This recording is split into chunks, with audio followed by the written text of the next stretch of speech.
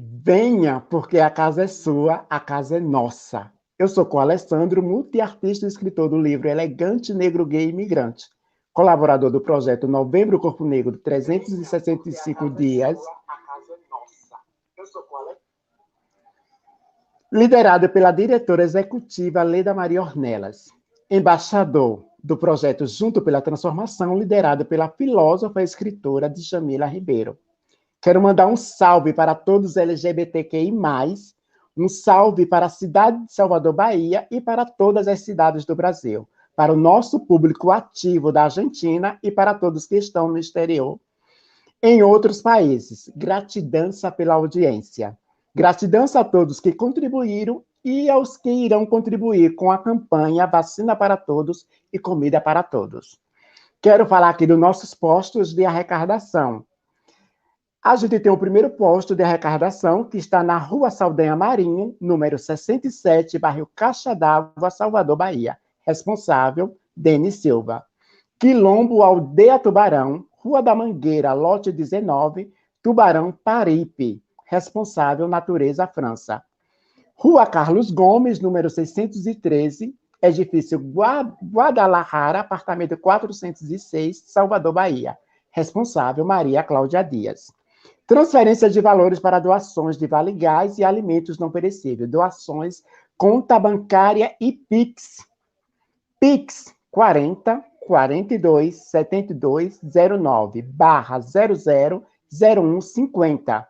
E a conta do banco Nubank, agência 001, conta número 33 72 28 30 /5.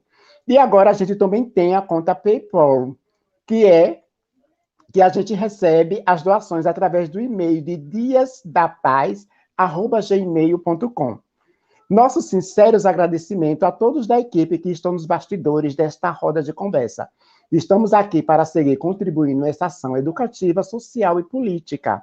Equipe técnica, Kátia Costa, Alex França, Vero Rios, Margarete Alves, Leda Maria Ornelas, diretora executiva do projeto, Cristina Cavoto, Maria Cláudia Dias, Margarete Alves e Thaís Coutinho. No momento, ainda não temos patrocinadores, mas já deixo aqui nossos agradecimentos a nossos colaboradores. Arte Brasil, Honra Gráfica, Mega Raicente e Axé Libras. Gratidão a todos que estão apoiando nosso projeto, nos siga nas redes sociais, se inscreva no nosso canal do YouTube, Novembro Corpo Negro 365 dias. Gratidão a todos, se cuide, use máscara e evite aglomeração, porque a pandemia não acabou. Agora quero convidar e chamar a senhora Rita Santos para deixar um comunicado. Boa noite a todos e todas, obrigada. Então, eu quero convidar todos que estão nos assistindo, que amanhã estaremos fazendo o 4º Festival do Acarajé, é um drive-thru na Pituba e na Praça da Cruz Caída, para arrecadação de alimentos para nossas baianas do Acarajé. Gente, eu agradeço imensamente a todos que puder ir amanhã na Pituba ou na Praça da Cruz Caída, levar sua doação de 1 quilo de alimentos e, em troca, ganhar 2 acarajés. E também, quem quiser fazer doação na conta da ABAN, que é a Caixa Econômica, é a agência 4802, operação 003, a conta é 56 dígito 1. As Baianas de Acarajé agradecem a todos vocês. Muito obrigada.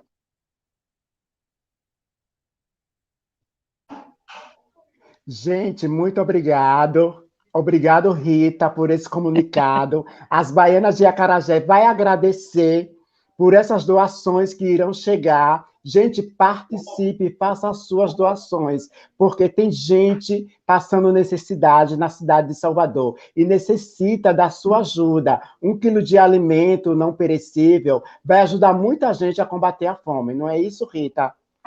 É isso mesmo, nós temos nossas baianas, mesmo com as praias abertas, mas muitas não puderam voltar porque não têm o dinheiro para comprar matéria-prima para voltar a trabalhar. Você sabe que as praias ficaram fechadas desde março do ano passado, muitas delas não têm uma segunda renda, dependia exclusivamente do trabalho na praia, e agora, mesmo com a praia aberta, não puderam retornar, porque não tem o dinheiro para comprar os insumos, a matéria-prima para voltar a trabalhar. Esse está sendo o grande problema nesse momento.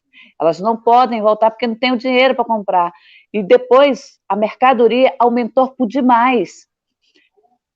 O gás, você viu o preço que está. A Baiana utiliza 2 bujões de gás, um em casa e um no tabuleiro. Camarão, azeite. Azeite, semana passada, aumentou novamente. Um azeite que em fevereiro de 2020 custava R$ 64, agora está 170. Então, está Então, muito gente, difícil. colabore com essa ação. Ouça o chamado da senhora Rita Santos e vamos colaborar com essa ação. Rita, quer falar mais uma vez o posto de arrecadação para lembrar? Bom, vai ser na Pituba, ali na Orla, em frente à rua ali do Banco do Brasil, tem um quiosque do RAI, e lá na Cruz Caída, a partir das 10 horas da manhã. Muito obrigado, senhora Rita Santos, e espero que todos colaborem com essa ação. E agora, gente, dando continuidade ao nosso trabalho do Novembro Corpo Negro 365 dias, eu vou convidar daqui a pouquinho a nossa coordenadora Maria Cláudia Dias para apresentar aquele bate-papo babado com nossa querida Yuri Tripode, uma artista translinguagem, pessoa trans, não binária, gênero fluido, racializada nordestina, louca como ética de existência e portadora de transtornos mentais, candomblessista, intersecciona linguagem artística em criação, vida em intento libertário, insurrecionária, insumissa, inteiramente verdadeira e chama acesa.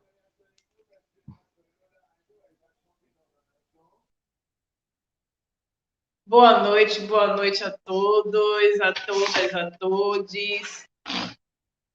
Como vocês viram aí, a Cor já deu a mensagem da nossa campanha: vacina para todos, comidas para todos. Ajudem, gente, participe. Vocês podem colaborar até com R$ 2. O valor não é importância, e sim o ajudar. Tem muita gente nessa cidade passando necessidade.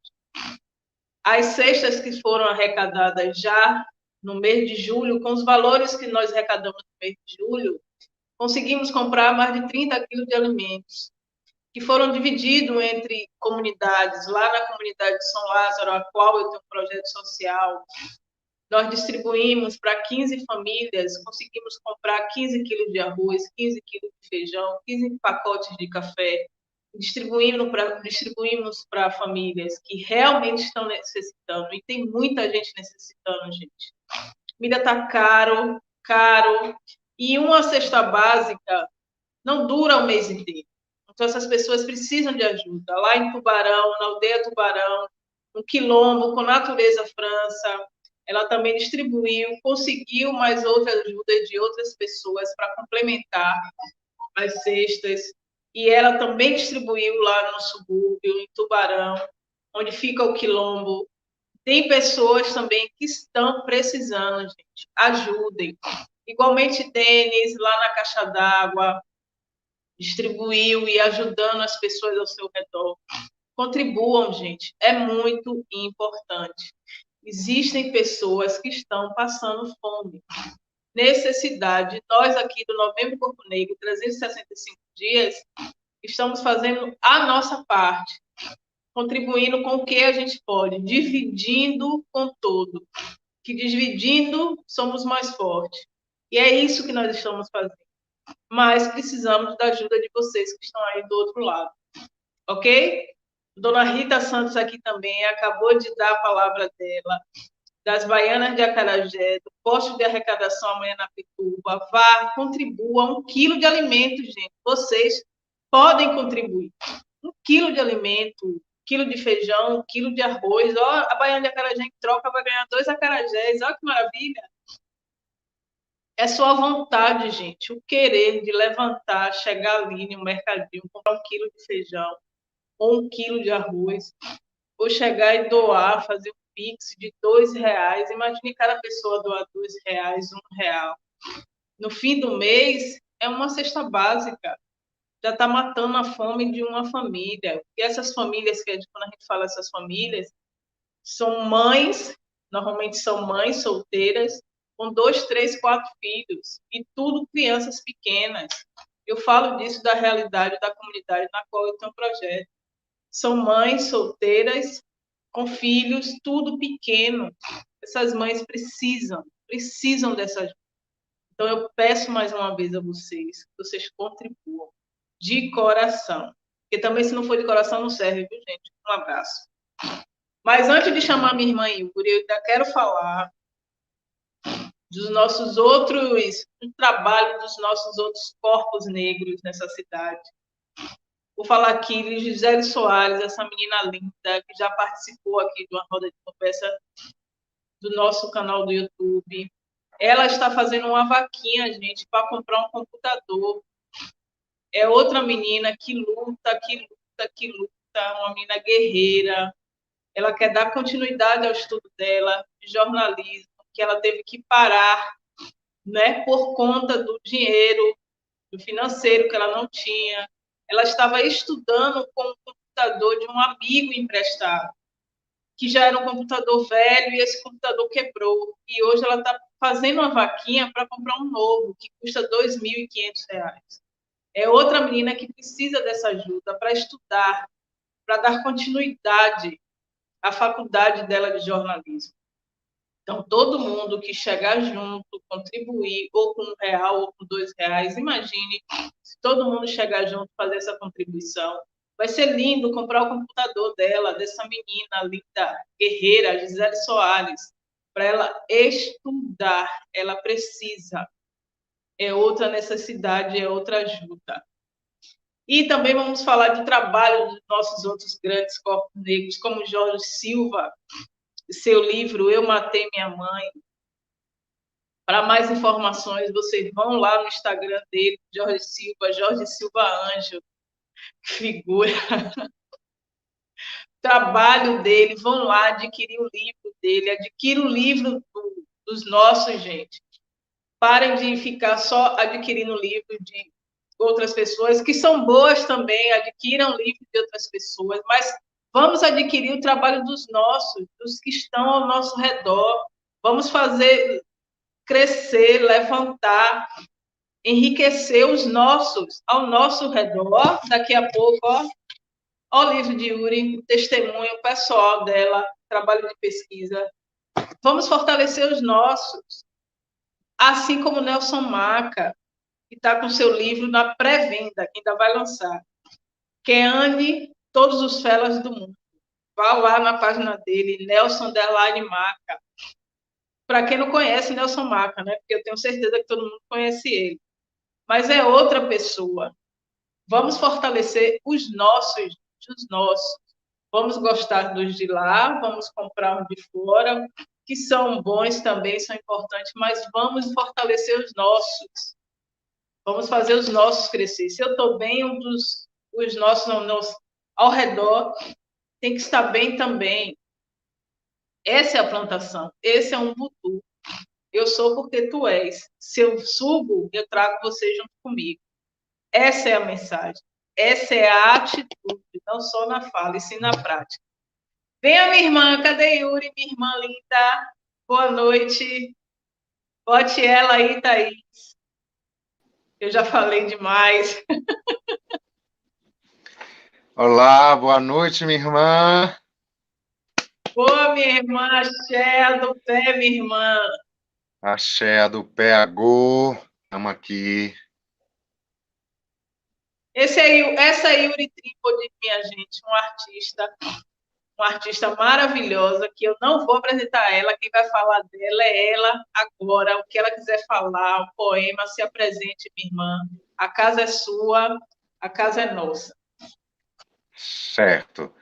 Com relação a essa apresentação, eu acho que na live de semana passada eu já tratei um pouco disso, né? Como a gente vai dar continuidade à live de semana passada, eu queria já falar algumas coisas aqui, né? Primeiramente, que eu acho que tem a ver com esse sentido que a gente vem empreendendo desde sempre, em todos os âmbitos, em todas as redes, em todos os nossos movimentos, certo? Primeiramente, eu quero dizer que eu estou aqui com uma panela. Eu estou aqui com uma panela, porque a gente sabe que é o tempo todo essas interferências sonoras que servem para nos intimidar, para produzir o medo em nossa realidade, a gente sabe que que seja isso feito por pessoas ou digitalmente, eles batem de lá, eu bato daqui, viu? A gente sabe, inclusive, que isso é uma estratégia de produção da tortura, certo? Clássica. Essa questão do som, essa questão sonora. E para a gente que tem transtorno mental, que tem pensamentos intrusivos, é o tempo todo. Então a gente precisa se posicionar, reagir a isso. Eu queria começar com um texto do meu livro, uma poesia, que diz assim: corpos pacatos e resignados não expressam a sensibilidade que desejo. Quero ver gente berrando aos quatro ventos seu desajuste com uma condição social que reduz igualdade de direitos a um jargão utópico. Gente que vibra com rubor sua insatisfação, que não esmorece se adquiriu esse ou outro bem material individual. Eu gosto de gente revoltada e revoltosa, pois a maior síntese de sensibilidade, algo que prezo veementemente, é não estar satisfeito com a vida tal como está. Certo? E aí esse rubor, né? Esse nosso rubor, essa força nossa. E a gente precisa pontuar sempre aqui, né? Primeiramente, antes de tudo, fora Bolsonaro, certo? E esse fora Bolsonaro é um grito de todos nós, um grito que ecoa no ar, certo? Então, esse fora Bolsonaro, ele serve também para a gente fortalecer essa luta, esse empreendimento, por exemplo, das Baianas de Acarajé, que Rita colocou aqui agora, certo? Então, a gente sabe que esse aumento nos preços da gasolina, no preço da comida, tem super a ver com esse governo que só serve para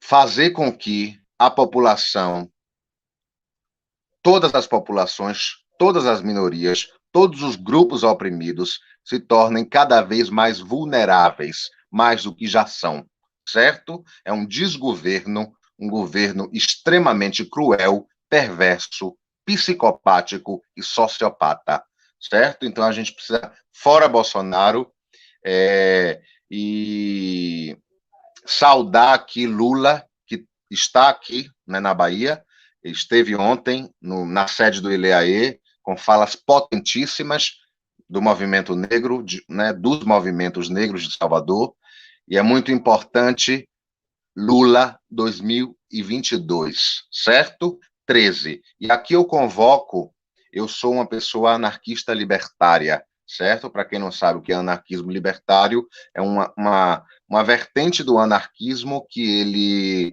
se alimenta, se retroalimenta também do comunismo, também de ideias socialistas, certo? Mas eu convoco aqui a todas as pessoas anarquistas a votarem, certo? Porque nesse momento, para a gente tirar esse fascista da presidência, é necessário que a gente se engaje nessa votação, certo?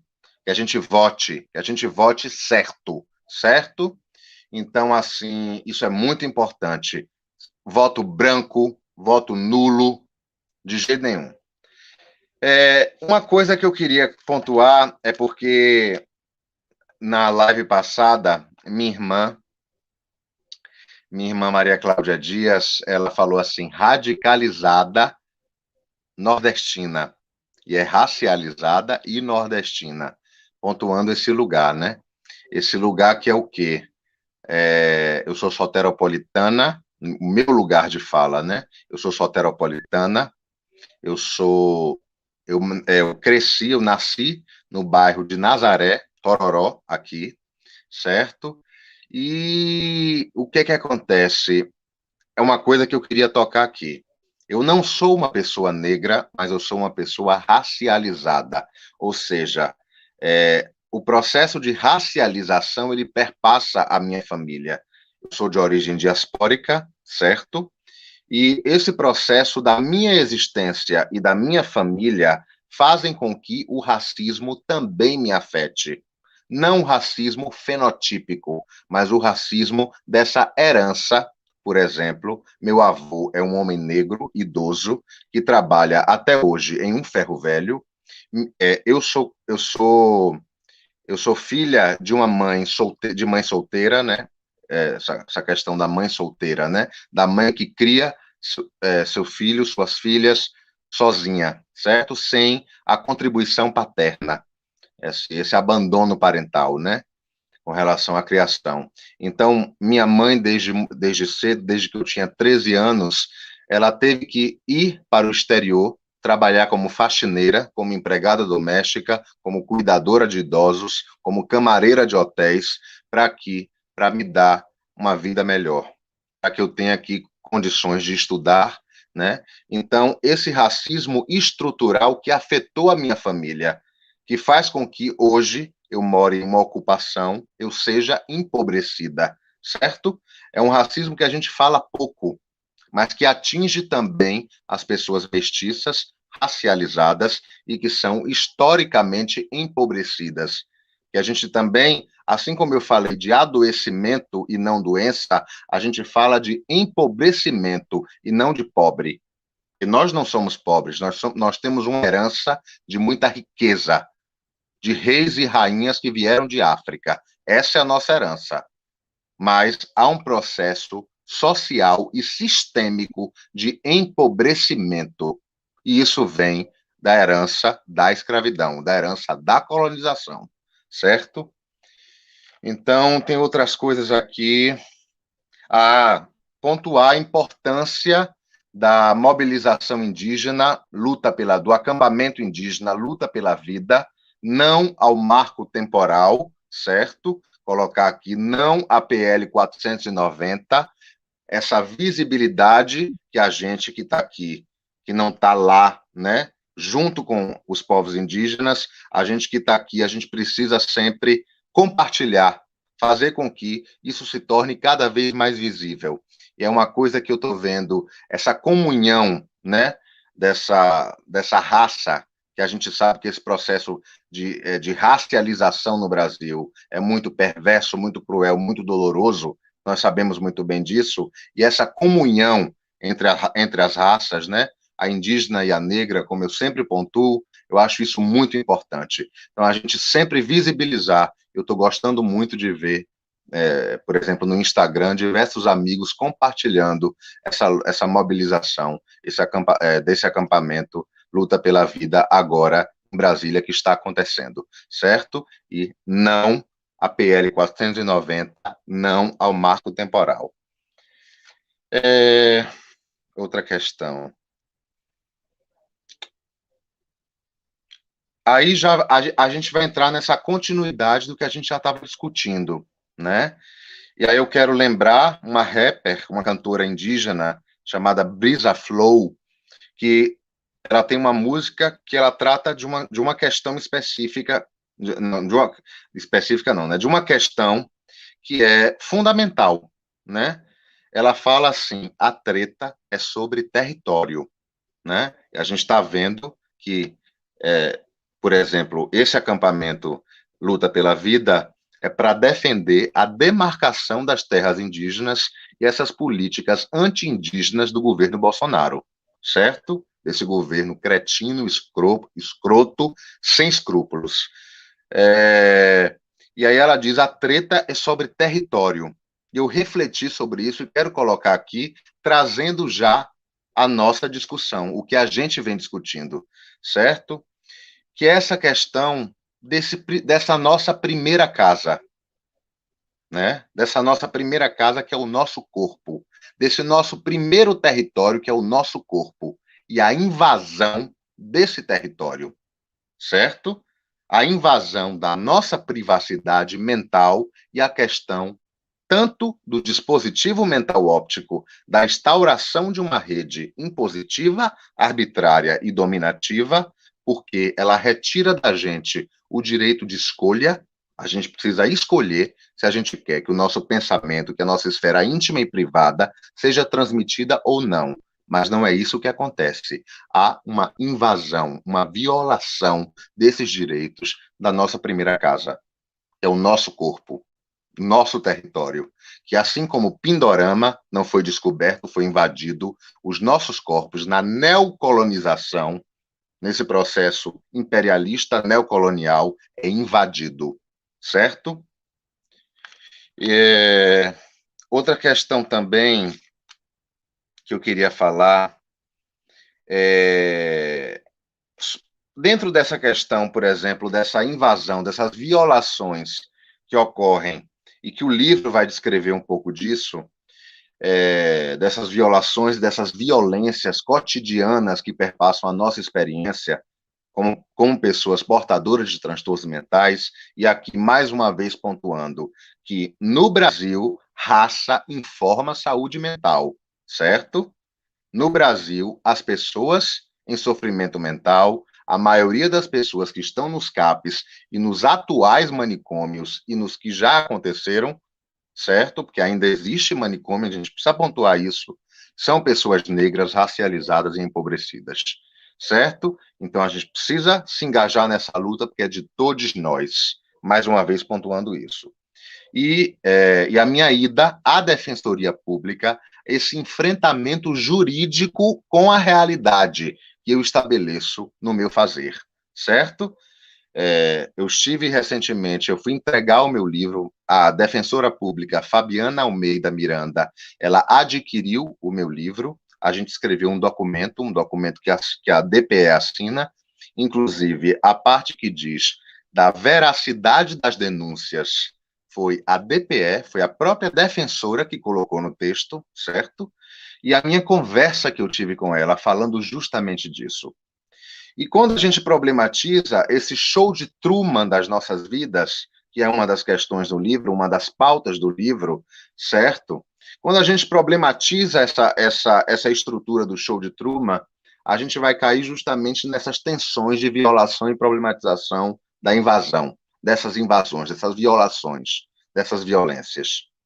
Quando a gente analisa o show de Truman, por exemplo, está lá, numa entrevista que uma rádio, uma televisão vai fazer com esse comandante superior, que arquiteta, né, esse grande arquiteto que organiza esse show de Truman, é uma das questões bastante sutis, mas que é fundamental para a gente perceber essas relações extremamente perversas. Ele pergunta para o arquiteto, né? Você preza muito, sabemos que você preza muito pela sua privacidade, né?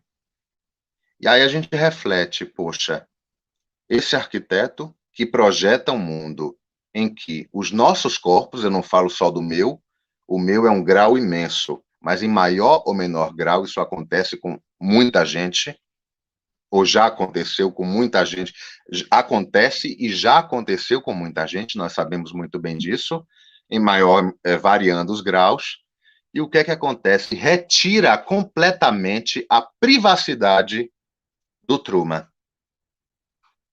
Um comandante que preza pela sua privacidade retira completamente a privacidade do Truman. E a gente não acredita em coincidência, que a gente é do axé. Eu, no dia em que fui à Defensoria Pública entregar o livro à doutora Fabiana, quem estava na televisão? Jim Carrey.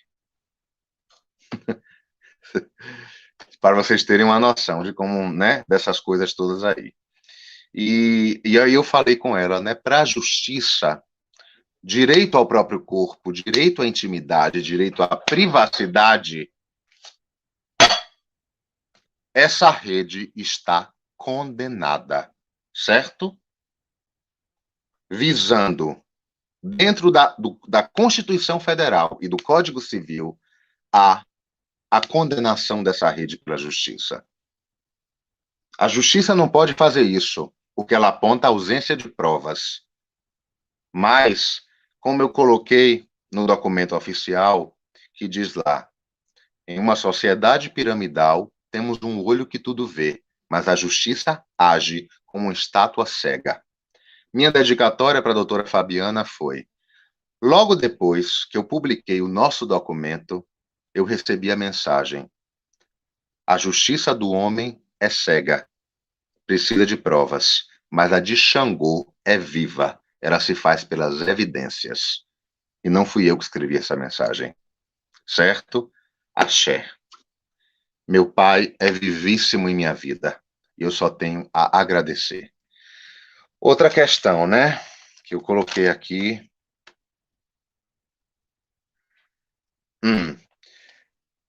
Quando, refletindo, né, eu fiquei analisando a live que a gente fez, obviamente não, eu não sei, né, mas quando caiu a internet, foi quando eu e Maria Cláudia, a gente estava falando de delírio de influência.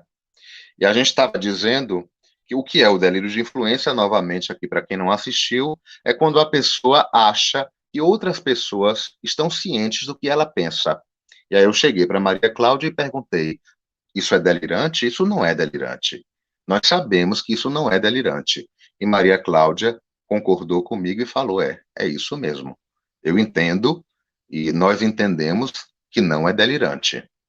Então, diversos filósofos, diversos cientistas sociais, diversos psicanalistas, esquizoanalistas, historiadores, estão falando, como a Shirley Bembe está falando de ruptura, está falando que há um processo de ruptura. Sueli Ronick está tratando de há algo de irreversível no ar. Quando J. Mombassa problematiza a quebra, né? Essa quebra, essa ruptura, eu coloco aqui: há algo de irreversível no ar. Falar sobre direta e publicamente, certo? Isso que era um interdito público, que era uma proibição pública e que ainda é, a gente vem estilhaçando essa máscara do silêncio. E não só sou eu sozinha. Não só sou para eu sozinha, falar sobre isso. Não, é para todo mundo. É essa possibilidade de todo mundo arrancar essa máscara e falar diretamente e abertamente sobre isso. O meu sofrimento psíquico foi extremamente amenizado depois da expressão, depois de eu abrir minha boca e falar diretamente e publicamente sobre isso. Muita gente que hoje está em sofrimento psíquico vai melhorar, vai curar a partir dessa expressão.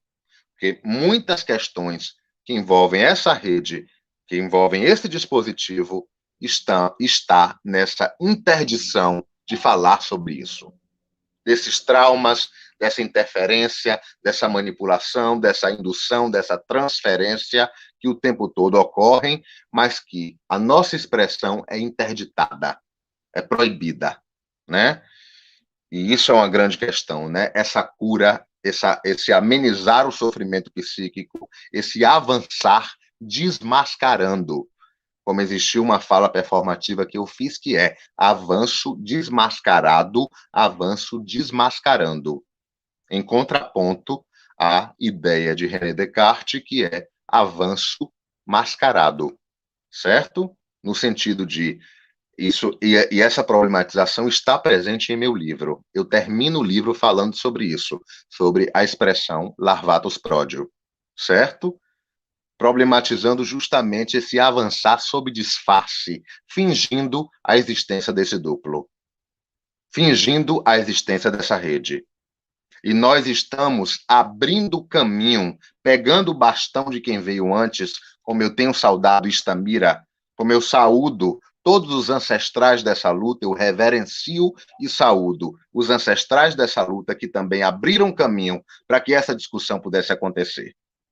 E a gente vem pegando o facão, uma da mão da outra, e vai abrindo o nosso caminho para mudança da realidade, para colher os frutos de uma vida honesta, digna e dessa luta por verdade e justiça e por nossos direitos, como é aqui, mais uma vez pontuando, a o acréscimo na Constituição chilena dos neurodireitos, essa conquista, essa vitória. E nós precisamos pontuar sempre, nos alegrar, né? Sempre festejar sempre as nossas conquistas, as nossas vitórias.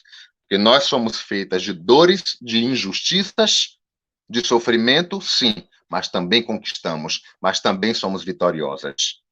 E não vamos deixar que esse sofrimento, que ainda existe, né? Porque, enfim, pensamentos intrusivos e tudo isso, mas a gente não vai deixar que a gente sucumba, que a gente não resista a esse podre poder, a esse poder de violação, de invasão, de intromissão e de violências, certo?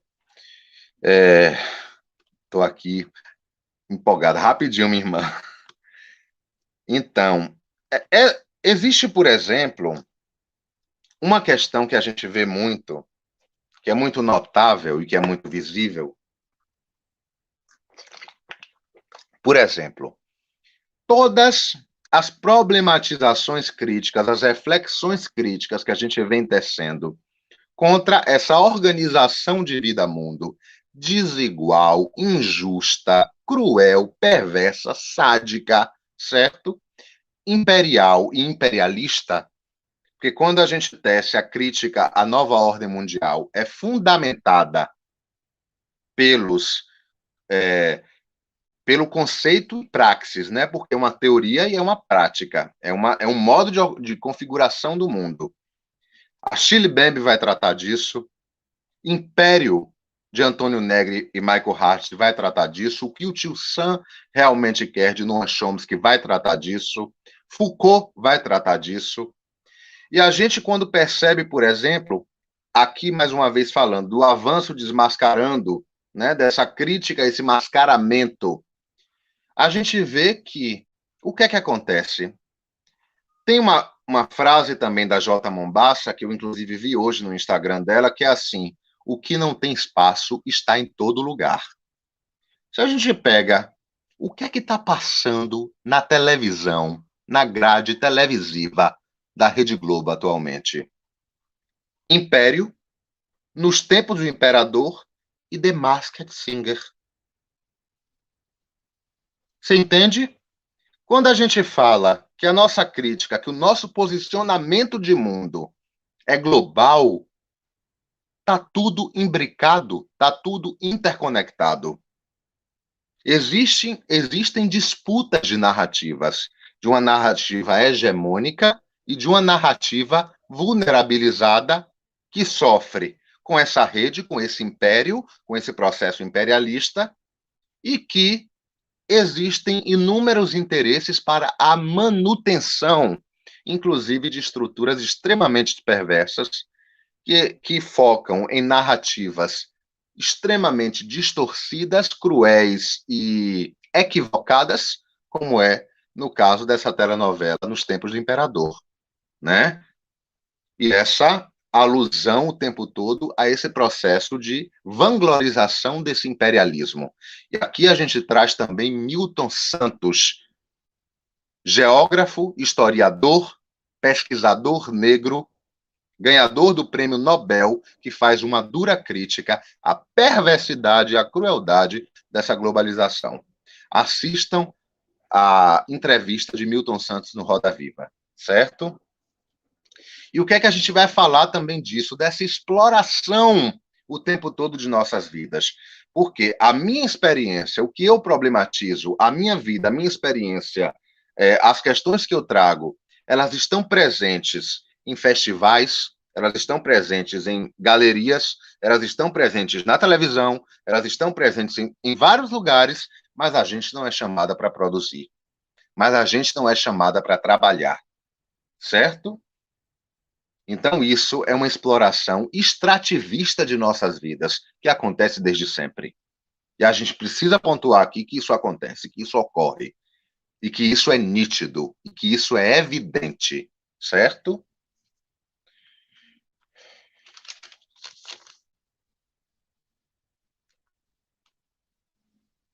Pronto, vamos Minha irmã, chegue mais.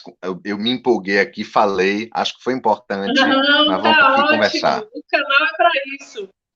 O canal é para isso, para desabafos, para falas, para posicionamentos políticos, porque você é uma mulher Isso, política. E quando você isso. fala da defensoria pública, você traz essa força política. As pessoas precisam ter esse conhecimento da defensoria pública. As pessoas. Tem muita gente que não tem conhecimento nenhum, ouve falar, sabe que existe, mas nunca adentrou, nunca foi, nunca buscou.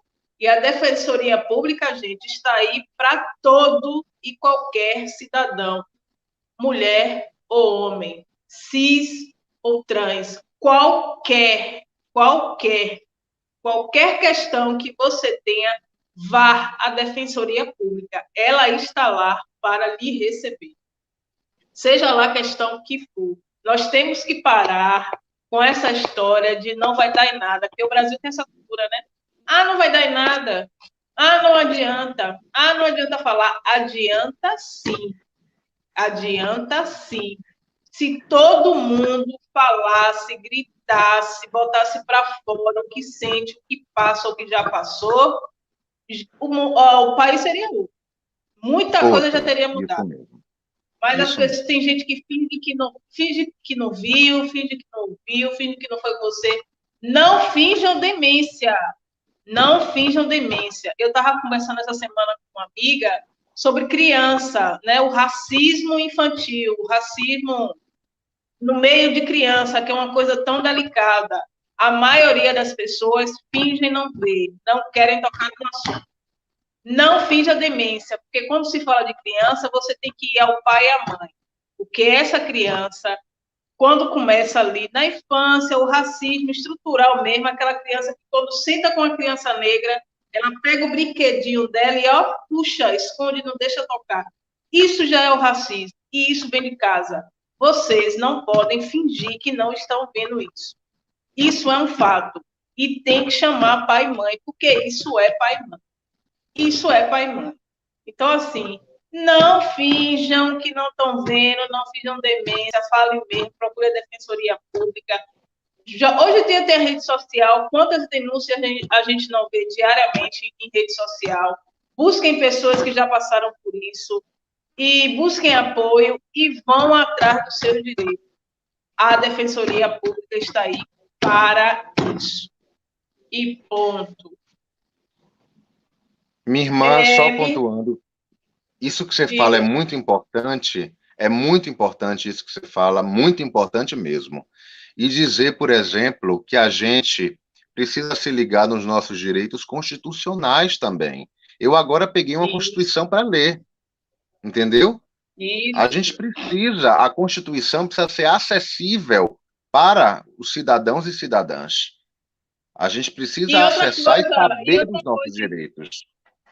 E outra coisa, irmã, as pessoas têm que trazer a linguagem do acadêmico para o popular. Por exemplo, o Silvio Almeida, qualquer pessoa entende o que ele fala. E ele é um jurista, ele é um advogado. E bote aí Silvio Almeida no YouTube, vá ver ele no Roda Viva, você vai entender. Ele fala de tudo, e sempre se posicionando. Se você não gosta de ler, não tem problema você não gostar de ler. Tem o YouTube para você assistir, você ouve, você vê o audiovisual. Então, assim, tem acessibilidade de tudo hoje em dia.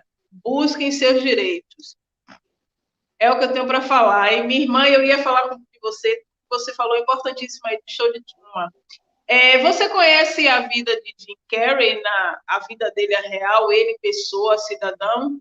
Ele é uma pessoa totalmente oposta e contrária a esse mundo espetáculo de mídia. Você já viu as entrevistas dele? Ele já passou por um momento gravíssimo de depressão. Você conhece a história dele? Eu soube assim por alto. Eu vi que ele passou pela essa fase depressiva, né? Por esse sofrimento mental que é a depressão, mas sei pouco, não sei muito, não. Mas o posicionamento dele é esse aí, ele é totalmente contrário. E ele disse que fez esse filme Show de Truman por isso. Ele disse que esse filme, para ele, foi um ato político.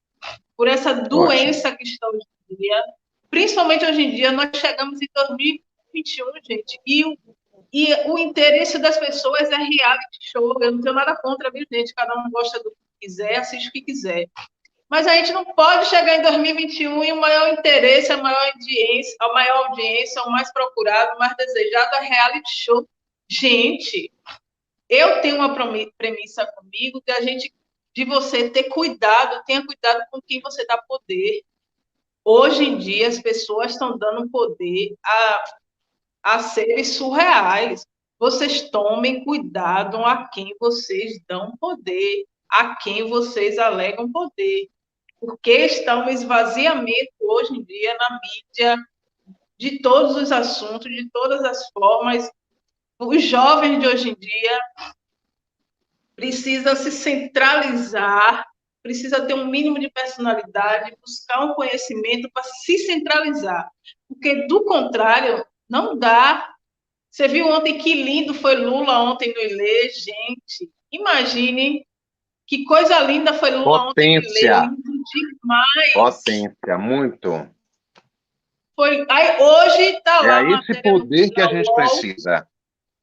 Isso, minha irmã. E hoje mesmo está lá na UOL uma entrevista com o vovô do Ilê, ele contando do Ilê, da situação do Ilê, da situação grave dos blocos da África na época da pandemia, que agora está essa interrogação se vai ter carnaval. Imagine, se não tiver carnaval, como é que os blocos africanos vão sobreviver? Porque esse dinheiro do carnaval é que ainda dá para segurar a onda.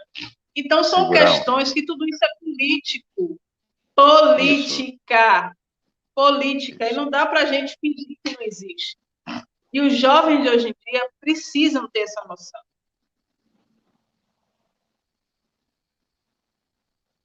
Agora minha irmã, você já falou do Show de Truman, né? Que é um filme maravilhoso, que gente, assistam. Tem um pequeno texto aqui que eu quero ler, que é uma parte do seu livro, na página 35. E aí diz assim: analisando como as pessoas encaram os desequilíbrios mentais, percebo que é frequente uma visão individualista dos casos. Precisamos encarar o aumento de problemas psicológicos com problemas sociais, que é o que você estava falando. O que nos leva ao estado de surto é um conjunto de fatores, que envolve o contexto psicológico e ambiental, mas, sobretudo, a vigilância e a espetacularização que são produzidas a partir para o surto, que é o que você estava falando. A sensação de sentir-se vigiado é recorrente na maioria dos estados de psicose. E esse dado é encarado na farsa de sociedade que vivemos como delírio persecutório. Novamente afirmo, o sofrimento gerou e gera lucro, e no neoliberalismo não é diferente. É evidente que momentos de extremo desconforto e angústia são explorados e transformados em um espetáculo social, onde a cidade se torna um cenário e pessoas em atores teleguiados. Aí eu lhe pergunto, minha irmã, você acha que a sua vida, que você vive, sempre viveu, o seu livro, se fosse transformado em reality show, seria um sucesso? Transformado aqui em reality show? Reality show, show de Truman, seria um sucesso? No caso, filme, você fala? Não entendo. Não, reality mesmo, câmeras na sua casa, que a gente vive, mas nesse caso seria você consciente disso. No seu dia a dia, se na sua casa fossem instaladas câmeras e isso fosse reproduzido no YouTube, na televisão, no seu, você acha que seria um sucesso?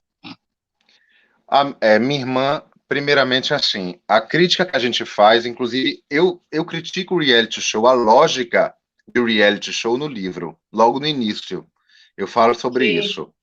E a gente está tratando, por exemplo, dessa câmera que não é exterior ao corpo. Sim, você entende? Sim. A gente está... a Shirley Bembe, em Necropolítica, isso tem também no livro, essa referência a Shirley Bembe, que ele fala... no contexto da ocupação colonial contemporânea, a vigilância está orientada tanto em direção ao exterior como em direção ao interior. O olho atua como uma arma. Ele fala sobre isso. E a gente está tratando justamente disso, dessa dessa câmera, que não precisa mais de uma câmera exterior, né? Sim. Esse sorria, você está sendo filmado por uma câmera exterior, mas sim dessa câmera interna. E a gente vai problematizar também para que e para quem está servindo esse dispositivo. Você entende?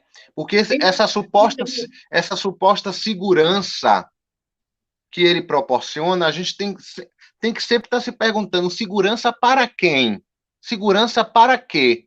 Se a gente sabe que há um genocídio da população negra nas favelas e periferias, se a gente pode... O exemplo que eu dou é esse, inclusive. Se dá para saber, na mesma hora, quem mandou matar a Marielle através desse dispositivo, o que é que acontece? A gente tem 3 anos e meio sem justiça. Então, para quem está servindo o dispositivo? A questão toda é essa. Para quê e para quem? Você entende? No fundo, é então, que a gente entende. No fundo, a gente sabe quem matou Marielle, né? Mas eles transformaram isso num show de espetáculo. A verdade é essa. E isso vai se desencadeando ano após ano, e vai ficar uma interrogação. Até quando, não saberemos. Isso. E essa questão também, amiga, eu acho que assim, isso que a gente vem empreendendo, essa crítica que a gente vem empreendendo, juntamente com a espetacularização e com essa invasão da nossa privacidade, com essa transmissão da nossa vida, da nossa esfera íntima e privada, do nosso pensamento, o que é que acontece? Há uma fetichização disso através dos reality shows. Ou seja, isso o reality show... Você concorda que hoje em dia virou uma cultura? Uma cultura do reality show. Uma cultura do reality show. Porque é isso que eu digo, por exemplo, quando existe um reality show, esse reality show da super audiência, existe um motivo para isso. É porque isso acontece na realidade. Só que a questão... Isso acontece na realidade. Aí dá tanta audiência, por quê? Porque as pessoas, faz muito bem para as pessoas se sentirem autorizadas para isso, para vigiarem. Essa é a questão. E elas sabem que ali elas não estão mandando em nada. Isso é uma mera ilusão. Isso é uma ilusão, né? Essa coisa de que ligue e vote para fulano sair, dê sua opinião. Isso é uma ilusão. Isso é uma ilusão. E até como o próprio funcionamento desse reality show, quando foi perverso com a população negra, né? Com a população racializada. O quanto foi perverso, o quanto foi... Ali eu problematizei várias lógicas. Eu, inclusive, quero conversar com você pessoalmente sobre isso, sobre essa questão, por exemplo, desse receber informações, entendeu? Você receber informações sobre o jogo e, de uma certa forma, ir ali desestabilizando e fazendo com que determinadas pessoas achem que estão no caminho correto quando não estão, entendeu? Então, há todo um engendramento de uma perversidade nisso. Se isso, por um acaso, acontece, que, para mim, com certeza deve acontecer, né? Então, existe toda uma lógica que é desse mecanismo, que é desse engendramento, dessa lógica de reality show, né? Então, existe toda essa problemática, por exemplo, disso ser feito na realidade. E o que é que a gente vê na realidade? O que é que falta para a realidade se configurar como esse reality show televisivo? O contrato e o consentimento. Você entende? Lá existe um consentimento das pessoas para fazerem parte disso. Há um contrato que elas assinam. Elas ganham muito dinheiro para isso, para estarem lá, né? Tudo isso. E o que é que acontece com as nossas vidas, que são o tempo todo espetacularizadas, vigiadas e exploradas? A exploração, a expropriação. Ou seja, é como a música Life on Mars, do David Bowie, fala, é o show que mais rende na Terra. É esse show aqui, né? E as nossas vidas continuam precarizadas. Muito cruel. Sim. Muito cruel, muito, muito cruel. Mas agora, minha irmã, vamos dar uma Sim. aliviada. Eu quero que você fale, é uma pergunta que é simples, mas é uma curiosidade minha. Como foi que a arte entrou na sua vida? Ou você descobriu ela, ou ela te descobriu, ou foi um conjunto? Me conte da arte, como a arte entrou na sua vida, ou já Como a estava arte, na sua família. assim, a arte entrou na minha vida primeiramente através da música, né? Através da música, eu com 16 anos estudei em Jequié, minha família é do interior da Bahia, né? De Jequié, eu estudei música. Eu estudei canto erudito. Olha, Depois, eu estudei canto erudito quando eu tinha 16 anos. E foi minha primeira experiência na arte, foi através do canto. Depois eu vim para Salvador, eu entrei para a Universidade de Letras Vernáculas, da UNEB, e o que é que acontece? Eu entrei em um grupo vocal performático, chamado Vozes do Engenho.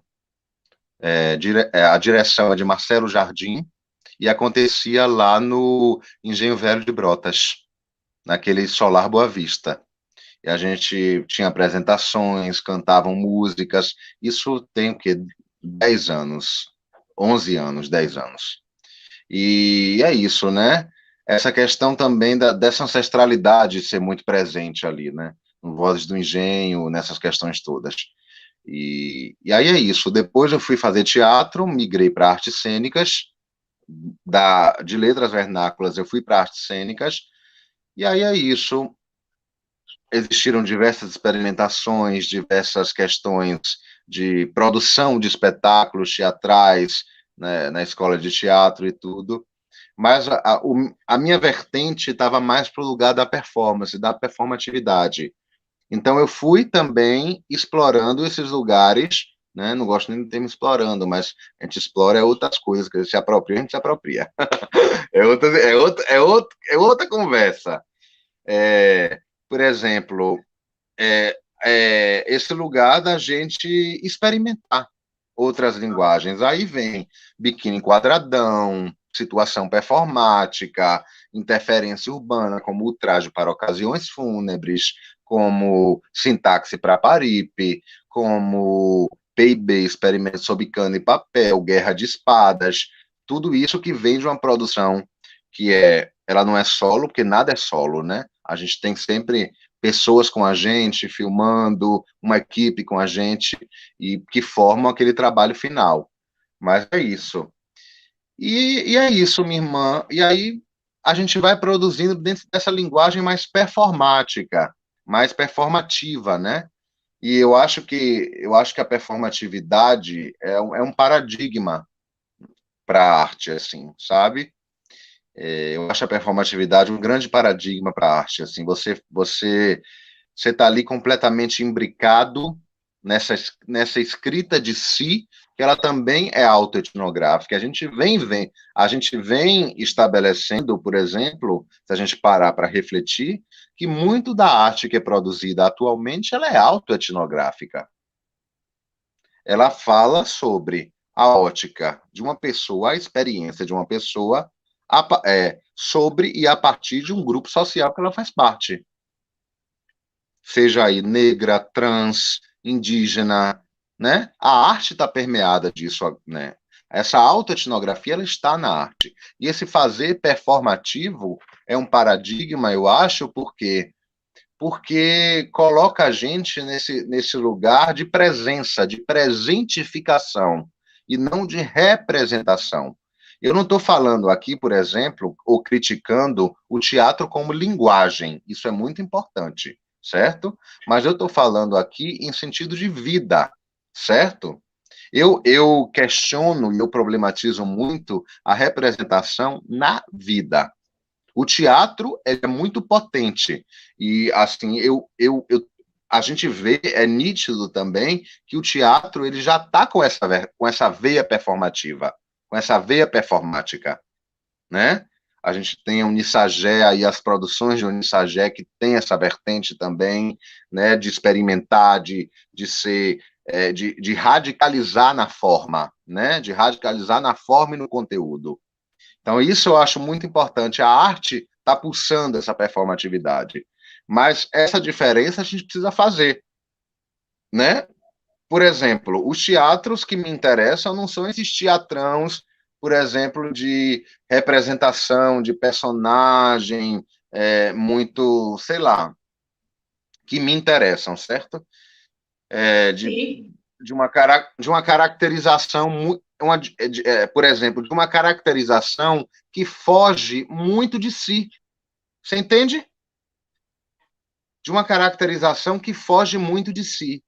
Eu acho que essa performatividade, esse sentido de performatividade, ele vem trazer a sua subjetividade, como uma pessoa racializada, como uma pessoa negra, como uma pessoa trans, como uma pessoa indígena, e as suas questões, e a questão do seu grupo social, certo? Imbricadas ali. Você não está representando simplesmente, você está performativizando. Você está performando. Você está presentificando aquele discurso, porque aquele discurso é seu também. Você entende? Isso. É esse o lugar. Isso. É a vivacidade levada ao palco, né? Isso. A experiência, a vivência. É o que o Dandara Guzmão faz muito, né? O Dandara Guzmão, a Unissagé Isso. faz. Dandara já Isso. faz há muito tempo também. Mas é algo que a gente vê muito pouco nessa cidade. Muito pouco. Muito pouco. E quando se tem, problematizam, né? Quando se tem, aí entra diversas questões, né? Institucionais, questão, né? Que a gente, inclusive, já falou sobre isso na nossa live, né? Sim, sim, sim. As pessoas problematizam. Mas isso vai passar. Aliás, isso não vai passar, isso não vai acabar. Esse é o entendimento que as pessoas têm que ter. Isso não vai acabar, gente. Isso vai continuar, porque as pessoas são assim. Tem agora, vai entrar em espetáculo de estrear de novo. Eu vi hoje no 2 de julho, Medéia Negra de Márcia Lima. Vão assistir, gente. Sim, Medéia Negra é sim, incrível. sim. É aquela mulher Incrível. negona, aquela mulher Isso. lindona, fazendo uma Maravilhosa, Márcia. Medéia que te Axé. atravessa. Que te Isso. atravessa. Eu, quando assisti Medéia pela primeira vez, eu saí impactada. Eu saí impactada. E você vê que ali é a Medéia dela, é Márcia Lima, Isso, a Medéia isso. dela. Você vê a E toda. história dela. Isso. Diga, a vivência, Não, diga. e toda essa questão da pesquisa e da ação dela junto com o complexo penitenciário, né? Com as mulheres em Isso, situação de cárcere, encarceradas. isso. Então, existe esse lugar que a gente fala, entendeu? Você vê esse discurso que é dela, esse discurso que é esse discurso presentificado em uma mulher preta, retinta, e que está tratando ali de temas que perpassam a experiência dela e a experiência dessas mulheres tão precarizadas, tão vulnerabilizadas, né? Em uma situação E tão tão difícil machucadas, né? que é o E tão cárcere, machucadas, né, Yuri? tão Tão machucadas. machucadas. É, Eu, quando vejo essas mulheres, quando eu leio sobre essas mulheres, eu fico. Meu pai, Xangô, e minha mãe, Ansan, de onde essas mulheres tiram força? Porque elas renascem diariamente. Isso é você renascer diariamente. Mas é a nossa ancestralidade que é ali, viva, viva. isso. E só nós que vivenciamos isso na prática, no dia a dia, podemos falar. E também podemos nos ajudar. Dar a mão, Sim. dar ouvido, parar, olhar e assistir. A partir do momento que você vai assistir uma peça dessa de Márcia, Medéia Negra, você está fazendo todo esse conjunto. Vão assistir Medéia Negra. E me conte também da última peça de teatro que você fez, que fala sobre o livro Barbacena, que Marcinha está Isso. também. Me conte. Isso. Eu vi no YouTube, eu quero ver ao vivo. Sim, Eu quero ver ao vivo. isso. É o Holocausto Brasileiro, Prontuário da Razão Degenerada, né? É uma peça, Isso. assim, que aborda, aborda a perspectiva dos manicômios, a perspectiva desse encarceramento em manicômio, em centros psiquiátricos, sob essa visão afrocentrada, racializada, né? De saber, por exemplo, como a gente está pontuando sempre, que a maioria das pessoas manicomializadas são negras, né? E a maioria das pessoas que passaram pelo Hospital de Barbacena, o Hospital Colônia de Barbacena, né? Ainda tem isso, o nome Colônia, né? São pessoas negras. E aí diversas questões são abordadas nesse espetáculo, como guerra às drogas, né? Que a gente sabe que é uma guerra ao povo negro, a gente sabe disso. Como essa questão também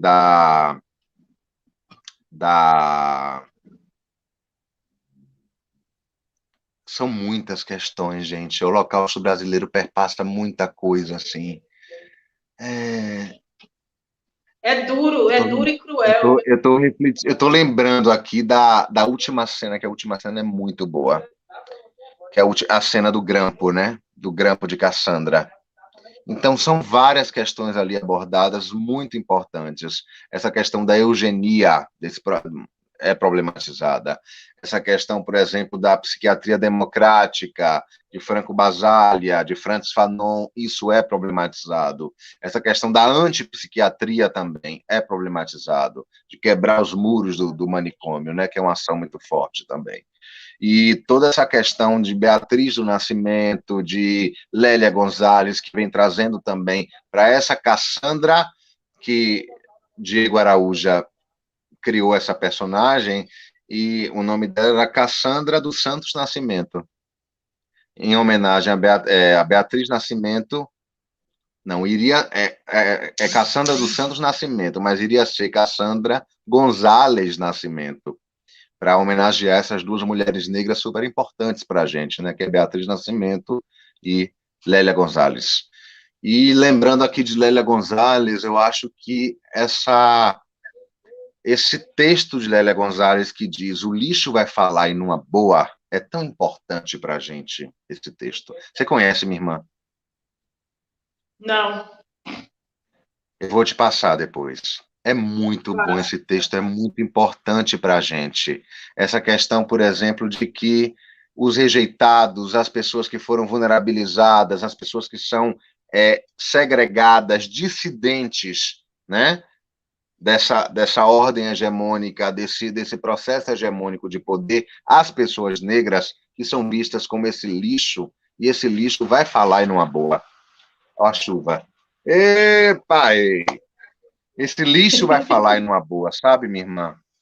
Que é esse lugar que a gente vem empreendendo também, porque nós, né, sob a ótica dessa elite, desses grandes que se acham donos do planeta, a gente é vista como lixo, né? A gente é vista como nada.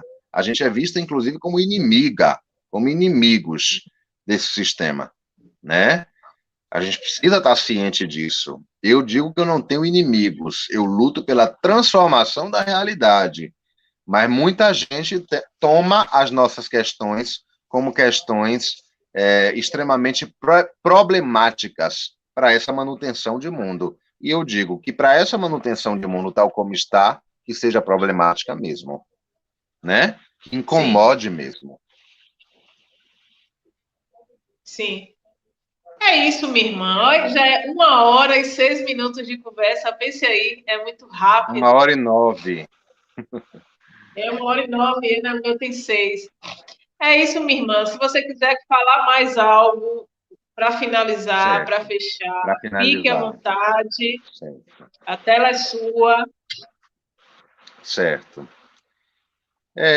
Dizer, assim, uma coisa que eu queria dizer, por exemplo, com relação ao gênero, né, que eu falo pouco sobre isso.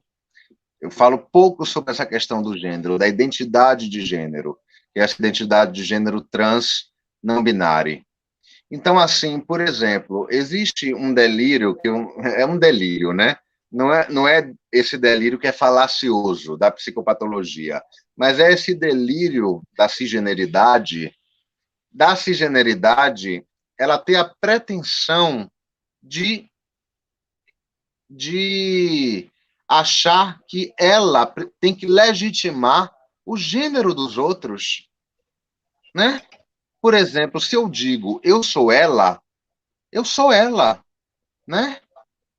Você não vai, por exemplo, me tratar no masculino se a minha identidade de gênero é feminina. Independente de eu ter barba, de eu ter pelo, de eu ter nada disso, e justamente a gente precisa estudar muito colonialidade de gênero, Oyerunke Oyewumi, Maria Lugones, esqueci o nome da outra, mas eu vou lembrar, mas procurem sobre colonialidade de gênero, certo? Para a gente saber, por exemplo, que a gente, pessoas trans, eu como pessoa trans, eu não estou interessada em performar uma feminilidade que se pareça com um padrão cis heteronormativo. Eu não estou querendo parecer uma mulher cis. Eu sou uma mulher. Eu posso ter barba, eu posso ter tudo. Eu não preciso entrar, me encaixotar dentro de uma mulheridade cis heteronormativa para ser legitimada como ela, para ser legitimada pelo meu gênero. Você entende? Essa questão eu queria colocar aqui. E por isso, essa lógica binária, ela age muito nisso. Porque você precisa parecer uma mulher cis para ser identificada como uma mulher. Para ser identificada como uma mulher. E a gente, nos estudos de colonialidade de gênero, vai estar falando sobre isso. Vai estar problematizando isso. Minha irmã, só para terminar, né? Dizer que esse livro está à venda comigo, certo? @Senhora do Fim do Mundo. O Corpo da Loucura na Contemporânea. Minha irmã, muito obrigada. Oloruma do Pé. A gente, é como você falou, a gente se fortalecendo sempre, com ética, com honestidade e fortalecendo os nossos, certo? Fortalecendo os nossos. O Pix que você falou das pessoas aí, super importante. Comida no prato, é isso mesmo.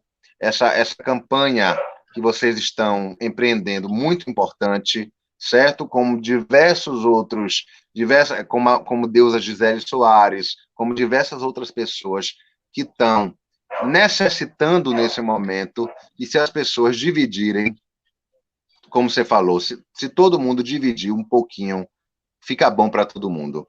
Eu mesmo ajudei o cacique Ramon Tupinambá, para eles irem para o acampamento Terra Livre. Ajudei uma outra iniciativa também, de uma menina que dialoga com essa reflexão de Cuba, do que está acontecendo com Cuba atualmente. Então, assim, esse livro, @Senhora do Fim do Mundo, certo? Vocês compram comigo. Instagram, @Senhora do Fim do Mundo. Basta mandar um direct. Agradeço a todos da equipe, agradeço a Lê Dornelas pelo convite, agradeço a você, minha irmã, maravilhosa, ótima, uma mulher incrível, uma mulher potência. Agradeço a você, minha irmã, por ser essa minha irmã, de Oiá e Xangô como eu. Um beijo a todos. Axé. Beijos! E fora Bolsonaro, Lula 2022. Fora Bolsonaro, isso mesmo. Lula 2022, 13, galera. Bora Lula votar, 2022, hein? Fora Bolsonaro, beijos! Thaís Coutinho, gratidão. Beijos, boa noite, meu povo.